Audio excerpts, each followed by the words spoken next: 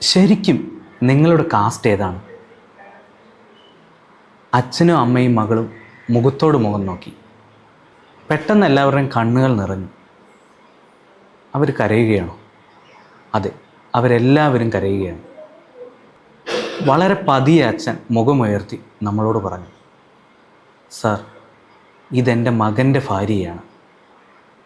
പാനലരെ എല്ലാവരും ഞെട്ടിപ്പോയി. ഇതെന്താണ് ഇവർ ഈ പറയുന്നത്? അതെ, മാച്ച് മേക്കിംഗ് സ്റ്റോറിയിൽ ഇന്ന് ഞാൻ പറഞ്ഞു വരുന്നത് സ്വന്തം മകൻ്റെ ഭാര്യയ്ക്ക് വിവാഹം ആലോചിച്ച അച്ഛൻ്റെയും അമ്മയുടെയും ഒരു കഥയാണ്. കേൾക്കുമ്പോൾ അയ്യോ, അല്ലെങ്കിൽ ഇതെന്ത് എന്ന് തോന്നുന്ന, എന്നാൽ യഥാർത്ഥത്തിൽ നടന്ന ഒരു സംഭവമാണ്. മാച്ച് മേക്കിംഗ് സ്റ്റോറിയുടെ മറ്റൊരു അധ്യായത്തിലേക്ക് ഏവർക്കും സ്വാഗതം. ഞാൻ വിനീത്, മാച്ച് മേക്കിംഗ് കൺസൾട്ടൻ്റാണ്.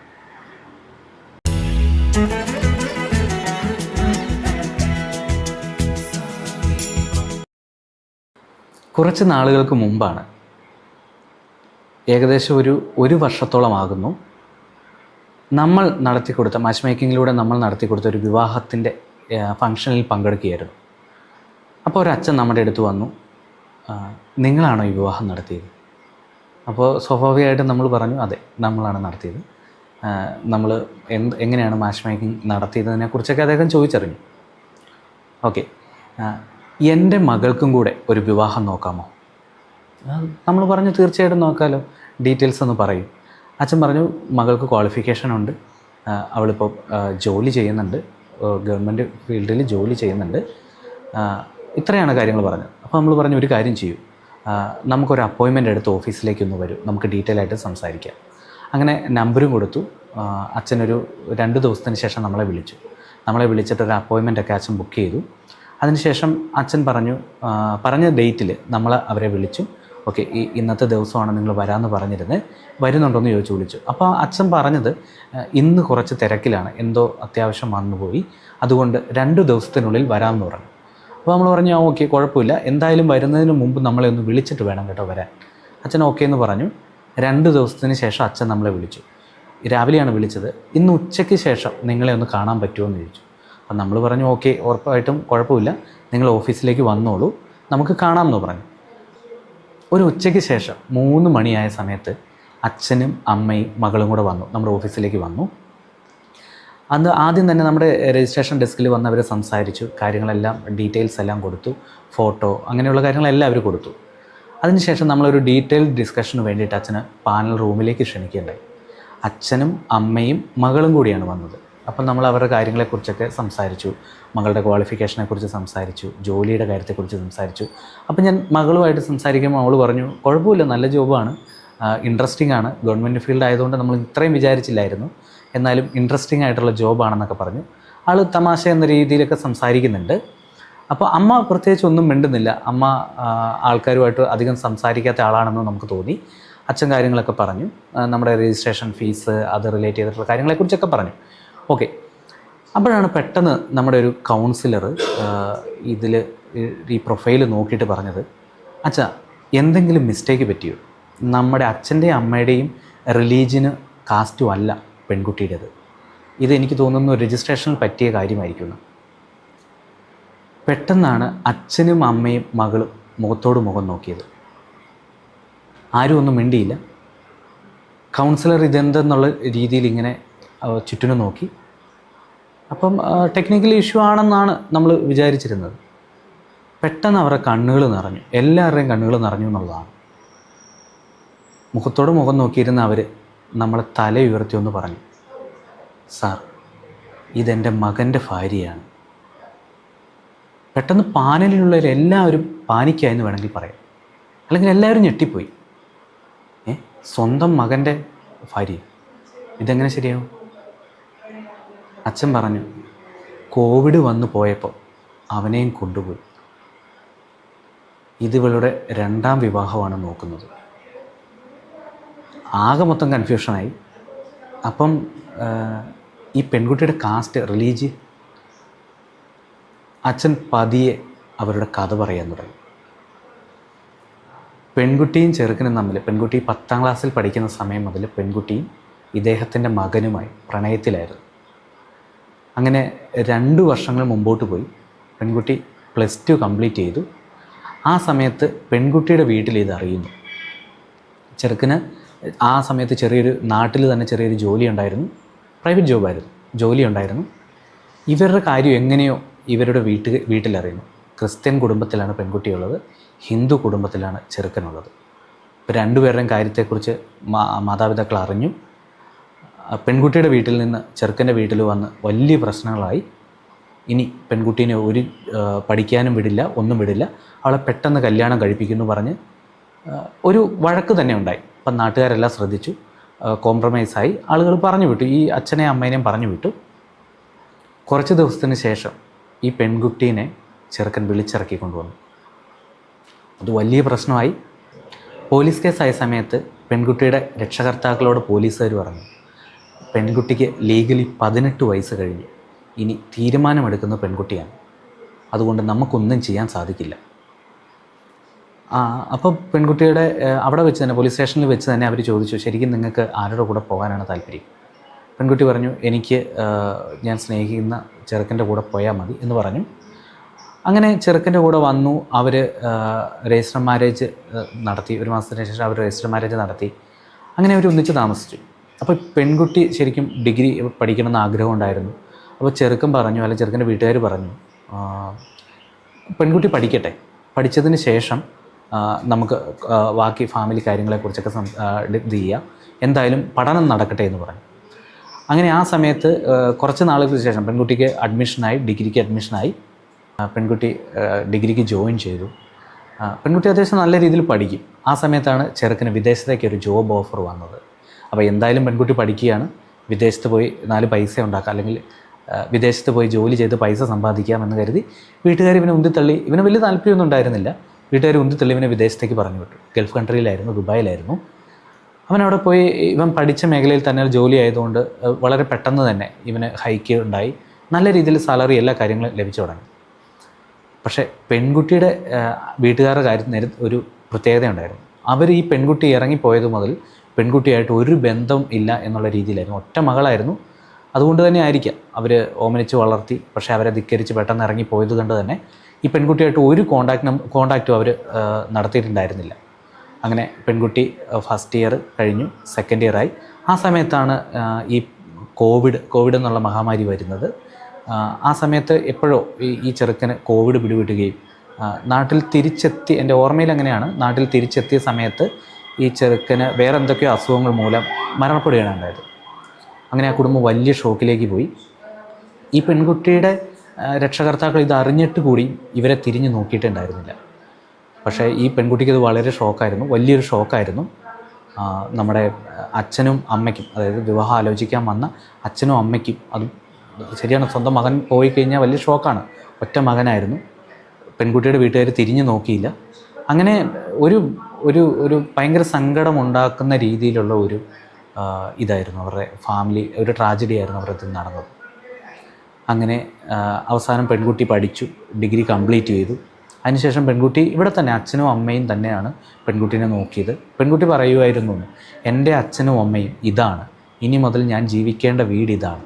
അങ്ങനെ അവൾ എപ്പോഴും കൂട്ടുകാരുടെ അടുത്തൊക്കെ പറയുമെങ്കിലും ഇവർക്കൊരു അച്ഛനും അമ്മയ്ക്കൊരു ആദിയായിരുന്നു, മകൻ പോയി, ഞങ്ങൾ ഈ മകളെ ഇവിടെ നിർത്തിയാൽ ഞങ്ങളുടെ കാലവും കൂടെ കഴിയുമ്പോൾ ഇവളുടെ ഫ്യൂച്ചർ എന്താകും എന്നുള്ളൊരു ചിന്ത ഈ അച്ഛനും അമ്മയ്ക്കും ഉണ്ടായി തുടങ്ങി.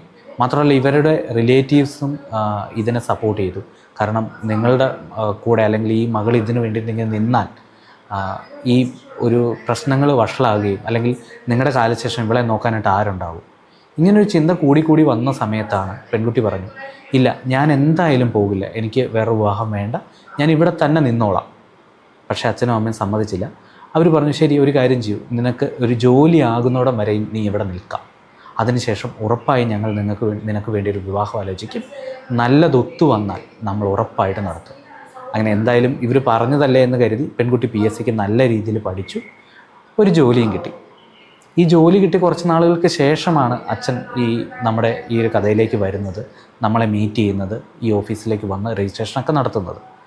അച്ഛൻ പറഞ്ഞൊരു കാര്യമുണ്ട്, എൻ്റെ മകൻ പോയി എന്ന് കരുതി എനിക്കിപ്പോൾ എൻ്റെ എല്ലാം പോയി എന്നല്ല, ഇപ്പോൾ എനിക്കൊരു മകളുണ്ട്, എൻ്റെ മകനെ ഞാൻ എങ്ങനെയാണോ കണ്ടിരുന്നത് അതുപോലെ തന്നെയായിരിക്കും ഞാൻ ഇവളെ കാണുന്നത്.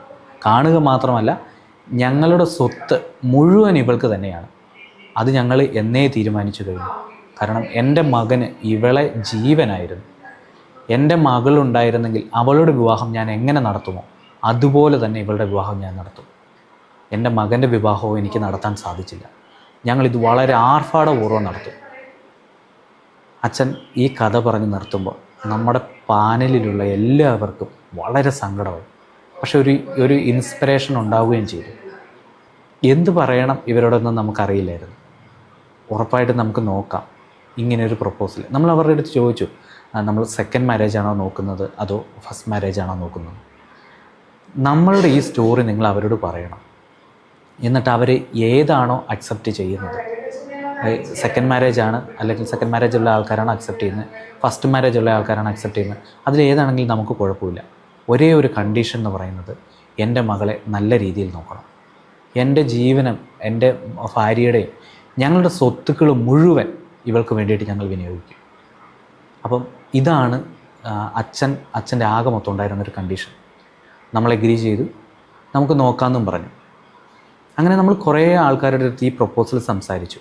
ഈ പ്രൊപ്പോസൽ സംസാരിക്കുമ്പോൾ ആൾക്കാരുടെ ആറ്റിറ്റ്യൂഡ് നമുക്ക് മനസ്സിലായി. അതായത് സ്വന്തം മകളല്ല, മകൻ്റെ ഭാര്യയാണ്, അതും വേറൊരു റിലീജിയനിൽപ്പെട്ട കുട്ടിയാണ്.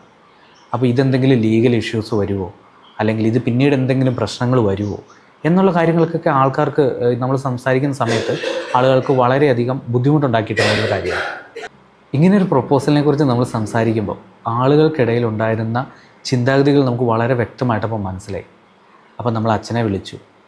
ഒരു ദിവസം നമുക്കൊന്ന് ഓഫീസിലൊന്ന് മീറ്റ് ചെയ്യണം. അച്ഛൻ പറഞ്ഞു ശരി നമുക്ക് വരാം. അപ്പം നമ്മൾ ഈ പ്രൊപ്പോസൽ നോക്കിയിരുന്ന ഈ ഒരു പാറ്റേണെ കുറിച്ച് അദ്ദേഹത്തിനോട് സംസാരിച്ചു. ഇത് ഇങ്ങനെയൊരു പ്രശ്നമുണ്ട്, ആൾക്കാർ ഈ രീതിയിലൊക്കെ നോക്കുന്നു, ഇതിന് ലീഗലായിട്ട് എന്തെങ്കിലും പ്രശ്നം അല്ലെങ്കിൽ എന്തെങ്കിലും കാര്യങ്ങളുണ്ടോ എന്നുള്ളത്, അല്ലെങ്കിൽ എന്തെങ്കിലും നമുക്ക് സോൾവ് ചെയ്യാൻ പറ്റുന്ന രീതി എന്തെങ്കിലും ഉണ്ടോ എന്ന് ചോദിച്ചു. അച്ഛനൊന്ന് ആലോചിച്ചു. ഒരു കാര്യം ചെയ്യാം, എൻ്റെ മോള് ഇപ്പോൾ വീട്ടിലാണുള്ളത്, ഞാൻ എൻ്റെയും ഭാര്യയുടെയും മുഴുവൻ സ്വത്തുക്കളും അവളുടെ പേരിൽ എഴുതി വെച്ചാൽ മതിയോ? അപ്പം നമുക്കത് അത് മതിയെന്നോ അല്ലെങ്കിൽ അത് ഓക്കെ അത് നല്ലതെന്നുള്ള രീതിയിലൊന്നും പറയാൻ പറ്റില്ല. അപ്പോൾ നമ്മൾ പറഞ്ഞത് അത് സാറിൻ്റെ ഇഷ്ടമാണ്, സാർ ഒരു കാര്യം ചെയ്യൂ, സാർ ഏതെങ്കിലും ഒരു നല്ലൊരു വക്കീലുമായിട്ട് സംസാരിച്ചിട്ട് അതിന് നല്ലൊരു തീരുമാനം എടുക്കും, അതിനുശേഷം നമ്മുടെ അടുത്ത് പറഞ്ഞാൽ മതി, നമുക്ക് എന്തായാലും പാരലൽ നമ്മൾ വിവാഹം നോക്കാം, ഈ ഒരു കാര്യം തന്നെ പറഞ്ഞ് നോക്കാം എന്ന് പറഞ്ഞു. എനിക്ക് തോന്നുന്നു ഒരു 1.5 ആഴ്ച കഴിഞ്ഞ ശേഷം നമ്മളെ അദ്ദേഹം വിളിച്ചു പറഞ്ഞു, ഞാൻ വക്കീലുമായിട്ട് സംസാരിച്ചു. അപ്പോൾ അദ്ദേഹം പറഞ്ഞൊരു കാര്യമുണ്ട്, ഒരു ലീഗലായിട്ട് ഒരു ഇഷ്യൂ ഇല്ല ഇതിന്. അദ്ദേഹം അത് കാരണം പെൺകുട്ടിക്ക് 18 വയസ്സ് കഴിഞ്ഞു, അപ്പോൾ അതുകൊണ്ട് പെൺകുട്ടിക്ക് സ്വന്തമായിട്ട് തീരുമാനം എടുക്കാനുള്ള എല്ലാ റൈറ്റും ഉണ്ട്. മാത്രമല്ല പുള്ളിക്കാരി ഒരു എംപ്ലോയിയും കൂടെയാണ്. അപ്പോൾ അതുകൊണ്ട് തന്നെ പുള്ളിക്കാരിയുടെ ലൈഫിൽ മറ്റുള്ളവർക്ക് ഇടപെടാനായിട്ട് ഒരു റൈറ്റ്സും ഇല്ല. ഇനി വേണമെന്നുണ്ടെങ്കിൽ ഒരു സേഫ്റ്റിക്ക് വേണ്ടിയിട്ട് നിങ്ങളുടെ സ്വത്തുക്കൾ മകളുടെ പേരിൽ എഴുതി വെച്ചോളൂ, പക്ഷേ അത് നിങ്ങളുടെ കാലശേഷം മാത്രമാണ് എന്നുള്ള രീതിയിൽ വേണം ചെയ്യാൻ. അങ്ങനെ ഇവർ പറഞ്ഞതനുസരിച്ച് അവരത് ചെയ്യുകയും ചെയ്തു കേട്ടോ. എനിക്ക് തോന്നുന്നു അത് ലീഗൽ ഫോർമാലിറ്റീസ് കുറച്ച് നാളെടുത്തു, അതങ്ങനെ എന്തൊക്കെയോ ചെയ്തു അവരത്. അപ്പോൾ നമ്മളിതിങ്ങനെ പറഞ്ഞു വന്ന കുറച്ച് നാളുകൾക്ക് ശേഷം നമ്മൾ കുറേ പ്രൊപ്പോസലുകൾ എടുത്ത് സംസാരിച്ചു. അങ്ങനെ ഒരു പ്രൊപ്പോസൽ എടുത്ത് സംസാരിച്ച സമയത്ത് വിദേശത്തുള്ള ഒരാളായിരുന്നു. അദ്ദേഹമായിട്ട് സംസാരിച്ച സമയത്ത് അദ്ദേഹം പറഞ്ഞു, എനിക്കിത് കുഴപ്പമില്ല, നമുക്കിത് പ്രൊസീഡ് ചെയ്യാം, ഒന്ന് നോക്കാം. അങ്ങനെ കുറച്ച് നാളുകൾക്ക് ശേഷം അദ്ദേഹം നാട്ടിൽ ലീവിൽ വരികയുണ്ടായി. നമ്മുടെ ഓഫീസിൽ തന്നെ അച്ഛനും അമ്മയും മകളെയും വിളിച്ച് നമ്മളൊരു മീറ്റിംഗ് അറേഞ്ച് ചെയ്ത് കൊടുത്തു. അപ്പോൾ ആ സമയത്ത് നമ്മൾ ഡീറ്റെയിൽ ആയിട്ട് എന്താണ് സംഭവിച്ചതെന്നുള്ള കാര്യത്തെക്കുറിച്ച് എല്ലാം സംസാരിച്ചു. അപ്പോഴും അദ്ദേഹം ചോദിച്ചൊരു കാര്യമുണ്ട്, ഇനിയിപ്പോൾ പെൺകുട്ടിയുടെ അച്ഛനും അമ്മയും എന്തെങ്കിലും ഇഷ്യൂസുമായിട്ട് വരുമോ എന്നുള്ള കാര്യം ചോദിച്ചു. അപ്പോൾ പെൺകുട്ടി പറഞ്ഞു അങ്ങനെ പ്രശ്നങ്ങളുണ്ടാവില്ല, കാരണം അന്ന് ഞാൻ പോകുന്നതിന് ശേഷം ഇതുവരെയായിട്ടും അവർ എൻ്റെ അടുത്ത് മിണ്ടിയിട്ടില്ല എന്ന് പറഞ്ഞു. അപ്പോൾ അങ്ങനെ നമ്മൾ ഇദ്ദേഹമായിട്ട് സംസാരിച്ചു. പിന്നീട് ഇവർ പറഞ്ഞു ഓക്കെ ഞങ്ങൾ വീട്ടിൽ പോയി സംസാരിച്ചിട്ട് ഫാമിലിയായിട്ട് ഡിസ്കസ് ചെയ്തിട്ട് കൂടുതൽ കാര്യങ്ങൾ പറയാമെന്ന് പറഞ്ഞു. അങ്ങനെ അദ്ദേഹം പോയി അവരുടെ ഫാമിലിയായിട്ട് സംസാരിച്ചു. ഈ പെൺകുട്ടിയും അദ്ദേഹവും ഒരേ കാസ്റ്റായിരുന്നു, അപ്പം ഒരേ റിലീജിയനായിരുന്നു. അദ്ദേഹത്തിന് അവരുടെ ഒരു കണ്ടീഷൻ എന്ന് പറഞ്ഞാൽ അവരുടെ മതാചാരപ്രകാരം വേണം ഈ വിവാഹം നടത്താൻ എന്നായിരുന്നു. അപ്പോൾ അച്ഛനും അമ്മയും പറഞ്ഞു ഓക്കെ അത് കുഴപ്പമില്ല, നമുക്ക് നിങ്ങളുടെ വീട് നിങ്ങളുടെ സൗകര്യങ്ങൾ കാര്യങ്ങളൊക്കെ വന്ന് അന്വേഷിച്ചതിന് ശേഷം നമുക്ക് ഓക്കെ ആണെന്നുണ്ടെങ്കിൽ നടത്താം എന്നുള്ള രീതിയിലായി. അപ്പോൾ നമ്മളൊരു കാര്യം പറഞ്ഞു, സാർ ഒരു കാര്യമുണ്ട്, നിങ്ങൾ രണ്ടുപേരും ശ്രദ്ധിക്കേണ്ട ഒരു കാര്യം എന്ന് വെച്ച് കഴിഞ്ഞാൽ, നിങ്ങൾ പരസ്പരം കുറച്ച് നാളുകൾ സംസാരിക്കണം. പുറത്ത് ഏതെങ്കിലും ഒരു സ്ഥലത്ത് വെച്ചിട്ട്, അല്ലെങ്കിൽ നിരന്തരം ഒരു കമ്മ്യൂണിക്കേഷനിലൂടെ നിങ്ങളൊരു റിലേഷൻഷിപ്പ് നിങ്ങൾക്ക് ബിൽഡ് ചെയ്തെടുക്കാൻ പറ്റുന്നു എന്ന് നിങ്ങൾക്ക് മനസ്സിലായാൽ മാത്രം നമുക്കൊരു ഈ ഒരു പ്രൊപ്പോസലുമായിട്ട് മുമ്പോട്ട് പോകാം എന്നവരുടെ അടുത്ത് ഒരു ഓപ്ഷൻ എന്നുള്ള രീതിയിൽ വെച്ചു. അപ്പം അച്ഛനും അമ്മയും, അതായത് പെൺകുട്ടിയുടെ അച്ഛനും അമ്മയും ഓക്കെ നമുക്കത് നോക്കാം എന്നുള്ള രീതിയിൽ പറയുകയും ഈ ഒരു പ്രോസസ്സ് അവരൊരു 1-2 മാസം കണ്ടിന്യൂ ചെയ്യുകയും ചെയ്തു. അതായത് അവർ കമ്മ്യൂണിക്കേഷൻ നടന്നു, അവർ പുറത്ത് വെച്ച് മീറ്റ് ചെയ്തു. അങ്ങനെ ഇവരുമായിട്ട് മീറ്റ് ചെയ്ത് ഇവർക്ക് ഈ പെൺകുട്ടിക്ക് ഈ ചെറുക്കനെ അക്സെപ്റ്റ് ചെയ്യാം എന്നുള്ളൊരു രീതിയിലേക്ക് എത്തി. ആ സമയത്ത് നമ്മുടെ മാച്ച് മേക്കിങ്ങിൻ്റെ ഭാഗമായിട്ടുള്ള കുറച്ചേറെ സെഷൻസ് ഉണ്ടായിരുന്നു. പ്രീ മാരേജൽ കൗൺസിലിംഗ് ഉണ്ടായിരുന്നു. അങ്ങനെയുള്ള കൗൺസിലിംഗ് സെഷൻസ് എല്ലാം രണ്ട് കൂട്ടർക്കും അവർ ഫാമിലിക്കും കൊടുത്തതിന് ശേഷം ഇവർ ഈ ഒരു വിവാഹത്തിലേക്ക് വേണ്ടിയിട്ട് പൂർണ്ണ സജ്ജരായി എന്ന് വേണമെങ്കിൽ പറയാം. വിവാഹം ആഡംബരപൂർവ്വം തന്നെ അച്ഛൻ നടത്തി. ഒരു വലിയൊരു കൺവെൻഷൻ സെൻറ്ററിൽ വെച്ചിട്ടായിരുന്നു ഇവരുടെ വിവാഹം നടന്നത്. നമ്മുടെ ഓഫീസിൽ നിന്ന് എല്ലാവരും പോയിട്ടുണ്ടായിരുന്നു. ഇതിൻ്റെ അകത്ത് ഇതിൻ്റെ അകത്തേക്ക് ഞാൻ കൺവേ ചെയ്യാൻ പറഞ്ഞ് നിർത്താൻ ഉദ്ദേശിക്കുന്ന ഒരു കാര്യം എന്ന് വെച്ച് കഴിഞ്ഞാൽ, ഇങ്ങനൊരു സാഹചര്യം ഉണ്ടായപ്പോൾ നമ്മൾ ഈ ഒരു പ്രൊപ്പോസൽ മറ്റുള്ളവരുടെ അടുത്ത് പ്രസൻറ്റ് ചെയ്ത സമയത്ത് ആൾക്കാരുടെ മനോഭാവവും അയ്യോ ഇത് ശരിയാകില്ല, കേട്ട പാടെ തന്നെ നിരസിച്ച ഒരുപാട് ആൾക്കാരുണ്ട്. ഇതിൻ്റെ അടുത്ത തലം എന്താണെന്ന് പോലും ചോദിക്കാതെ ഒറ്റയടിക്ക് തന്നെ നിരസിച്ച ആളുകളുണ്ടായിരുന്നു.